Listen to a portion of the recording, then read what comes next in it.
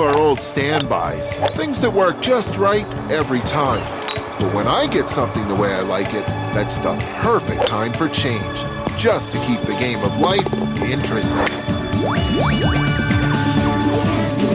Let me share a secret recipe. Discover an ingredient that fires your imagination. Choose other flavors to match. Find the best way to cook them. My secret recipe? Cooking without a recipe.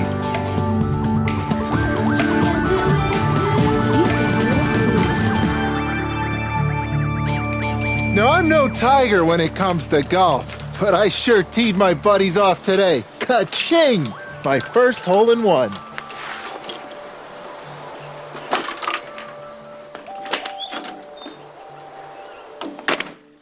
Traditionally, I'm on the hook for a round of celebratory drinks, but I'm upping the ante and cooking dinner too. So my friends will be over later for some 19th hole celebration.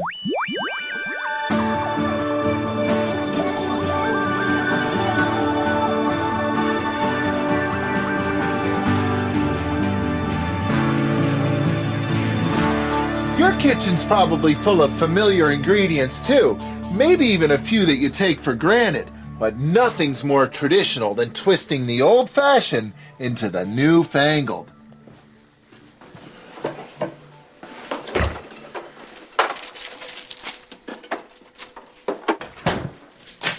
Now these three have been buddies since cooking was invented. Par for the course, some flavors just go together naturally.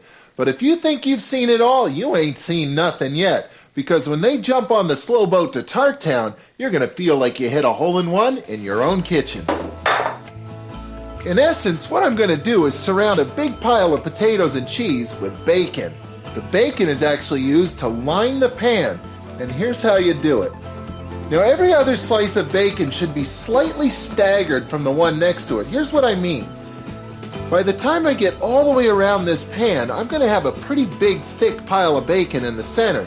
So if I stagger every other piece, that problem will go away.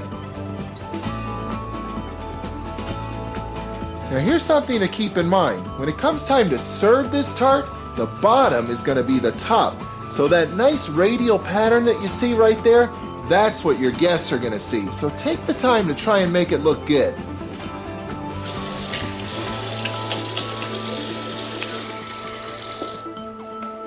Now that bacon has lots of salt in it, but it could use a bit of pepper. And now for the potatoes. The key with the potatoes is to slice them as thinly as you possibly can. But don't worry, if you're into thick potatoes, it'll still taste good. Time to layer. Now make sure your potatoes overlap a bit. That'll give the tart some strength. And you'll find that a baker potato is the best one for this tart. It just has lots of starch that also gives the tart strength. And as soon as you've got a full ring, season it up with some salt and pepper and add some cheese to it. Now just about any firm cheese would work here, but I prefer the flavor, texture, and color of a nice aged yellow cheddar cheese.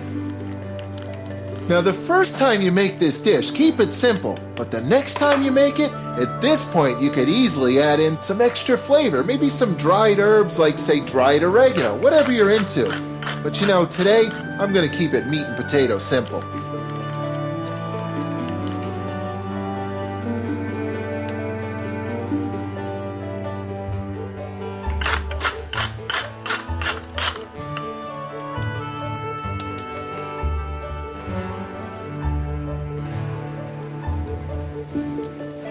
Okay, now it's time to fold that bacon back up and over the top.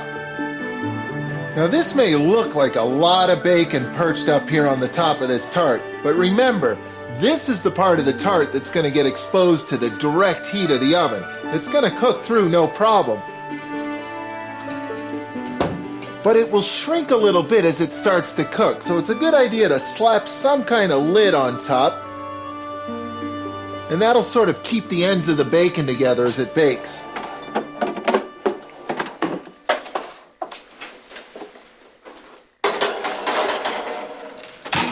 Now, in order for this tart to bake properly, I need to set this oven at a relatively low temperature. 325 degrees will be perfect, because that'll give the heat a chance to penetrate, cook those potatoes without overcooking the bacon. Now, where did I leave that bottle of rum?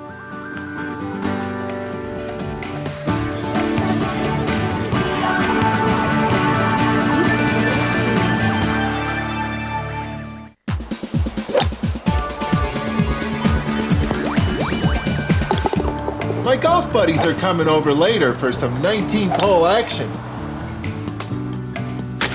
But they never know what to expect when I'm cooking. I started the round with meat and potatoes, but I ended up carting a potato, bacon, and cheddar tart. Just a little chip shot to get dinner started.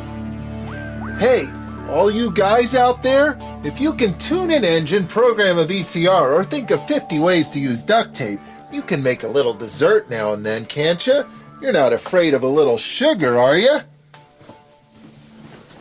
Sugar's really just a pretty face, but locked within this jar is an amazing flavor secret just aching to get out, and you won't need a how-to manual to find it. It's called caramel, and it's my all-time favorite cooking method, because I can't think of a better way to take something bland and white and turn it into something golden and flavorful. To make a caramel, you've got to get a lot of heat into that sugar. And once the water evaporates away, and you'll know when it does because you won't see steam anymore, the remaining sugar is free to rise in temperature past the boiling point of water and into the flavor zone. Now at that point, you've got to be on your game, because even if you turn off the heat, it's going to continue to rise in temperature and it might burn. Cream is the ideal candidate. And at this point, you can relax, turn the heat down a notch, because you've scored a hole-in-one in your own kitchen. Once you've mastered caramel, the possibilities are endless. For instance, I still owe those guys a drink. This is about to become rum pudding. Rum, cornstarch, and milk. 2 cups to be precise.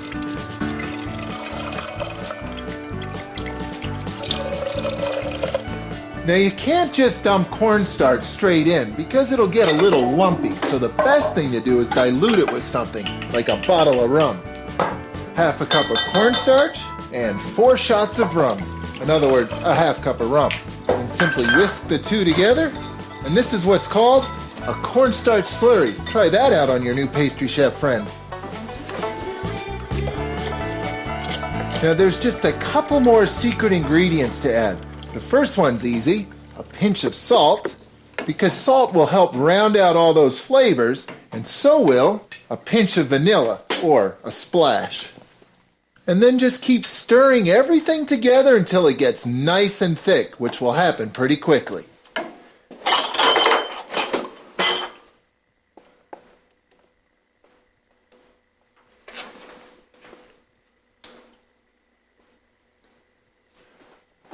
Now, with your advanced degree in the pastry arts, perhaps it's time for a new assignment, unlocking the locking potential of the egg white. Flavor locking, that is. Spicy beer nuts?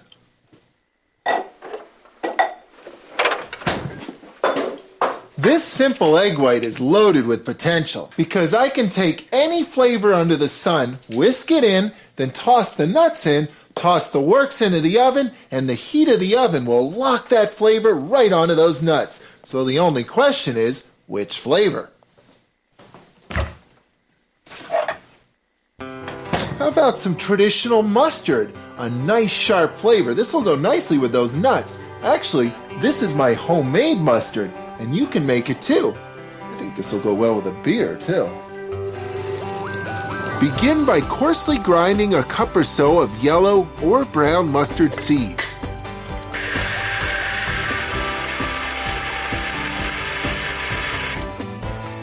Then, top the works up with a few spoonfuls of yellow mustard powder. Toss in a half cup each of honey, cider vinegar, white wine, and water. Season with salt and pepper, and whisk away. Like many things in life, mustard improves with age. Its sharp edges mellow after just a few days, and its personality blooms.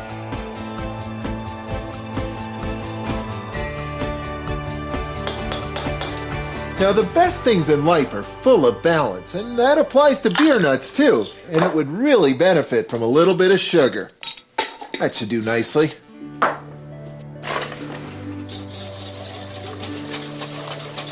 Now, for these egg whites to reach their full potential, whisk them for a few seconds, froth them up a bit, stretch them out so they'll totally cover the nuts.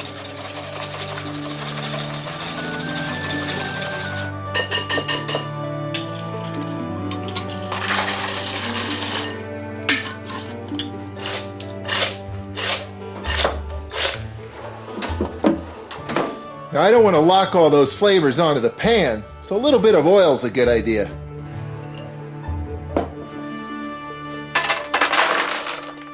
Any temperature will set those egg whites, but 350 degrees is ideal. Now, while I wait for those flavors to lock down, I'm going to get ready to do some grilling. The guys are going to love that.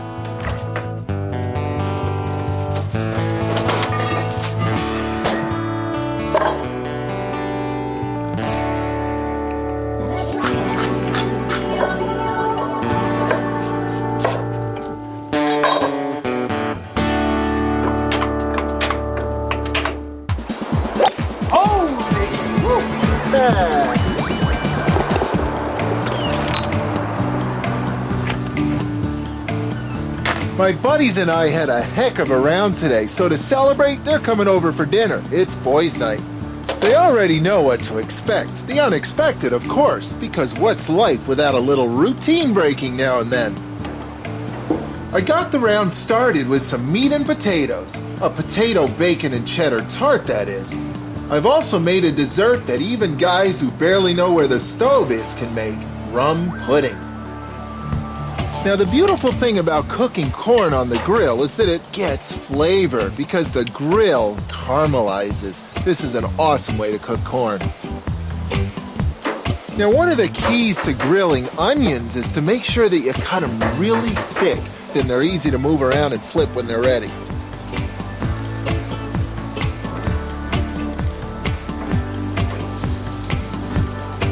The sign of flavor is golden brown, and that's what I'm seeing now. These are ready to go.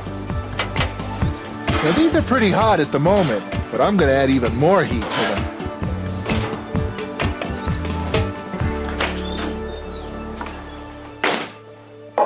Guys, if you can eat a salsa, you can make a salsa. And if you can make a salsa, you can make a corn salsa.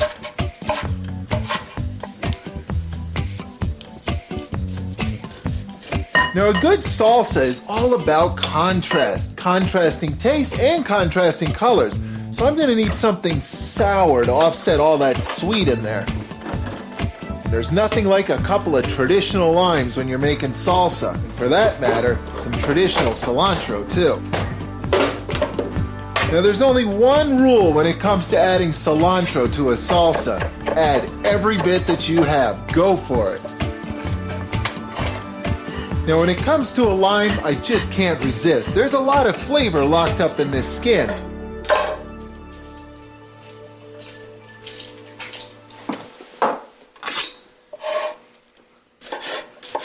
Now, if you like chili, you like cumin, because cumin is the dominant flavor in chili powder, other than the chilies, of course. It's also commonly found in store-bought salsas. Now, of course, some salt will help balance all these flavors. Now, when it comes to peppers, size matters. What I really mean is the bigger the pepper, the lower the heat. These Cubanelles are actually entry level, but these little babies, on the other hand, these are habaneros, the world's hottest peppers. So which one shall I use today? Well, I do have company coming. I think I'll use them both. I know exactly what I'm going to do. I'm going to split this in half. One half is going to be a little bit mild. The other half, well, let's just say it's going to be hotter than that grill out there. I must warn you, you should take some workshop precautions before you work with habanero peppers. Now, much of the heat of any pepper is actually concentrated in the pith around the seeds, so you can really tone things down a bit by simply rinsing that part out. I guess I should be careful not to get these two salsas mixed up.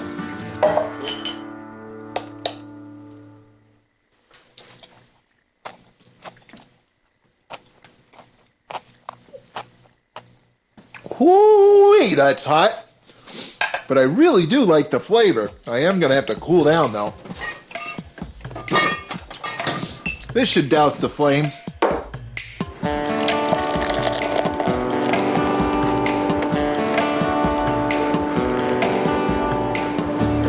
Thanks. You know, there's nothing quite like the agony and the ecstasy of spicy food.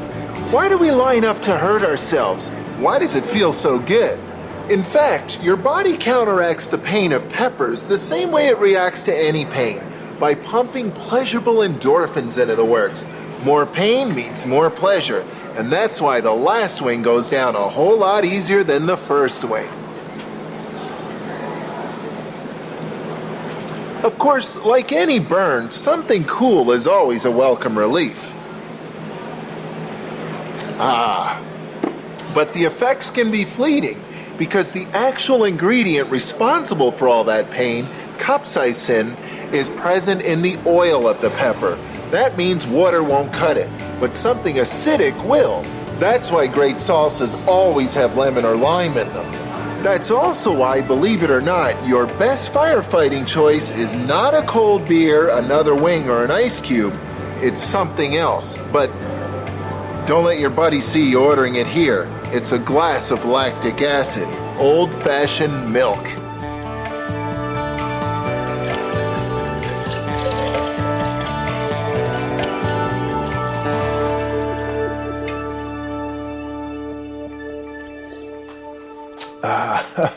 Much better.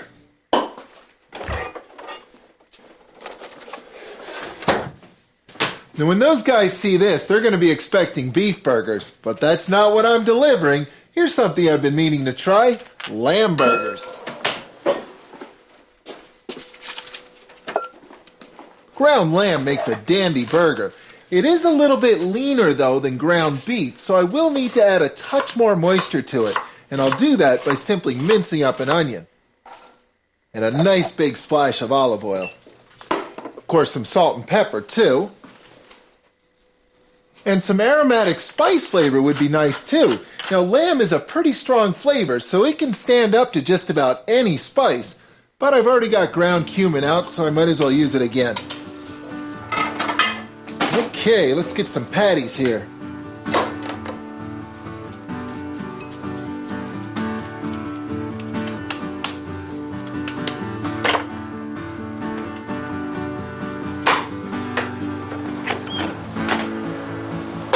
Now at this point, you're free and clear. If you know how to cook a beef burger, you already know how to cook a lamb burger. Just trust your primal grilling instincts.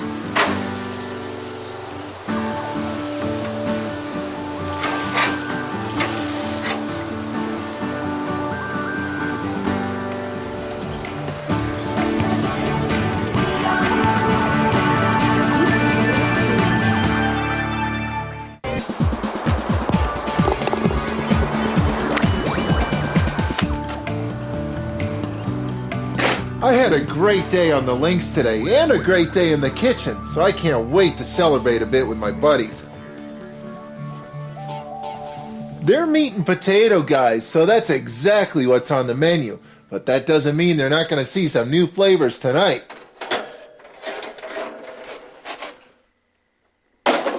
Like a potato, bacon, and cheddar tart. What a great way for these three flavors to get together. Awesome.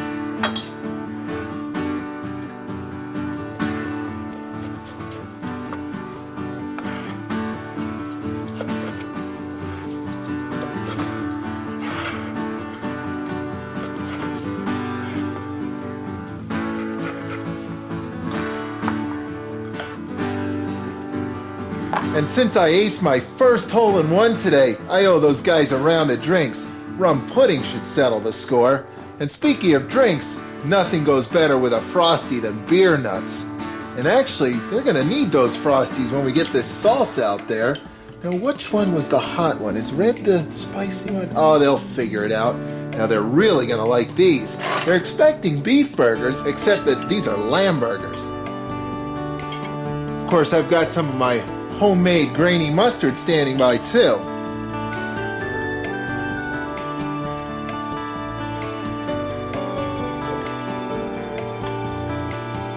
You know, sometimes the key to spicing up life and the kitchen is to look just one step beyond the obvious. And when you do, you just might find a world of possibilities and a table full of newly familiar flavors.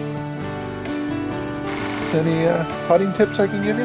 Come on, after that hole-in-one, I don't know if I'll be able to play with you again. What are you talking about? Cheers to that. Okay, good. What's this, Michael? That tart is made out of potatoes, bacon, and cheddar cheese. Gee, doesn't get any better than that. I think this one looks hot. You want me to get you some milk? Dig in, guys. Here's your round of drinks. Rum pudding. This is well worth it. Get a hole-in-one every day. Suits me fine. Hey, Bill? I'm ready anytime. To adventure on the course and in the kitchen. Cheers. Cheers. I'm glad you were there with me.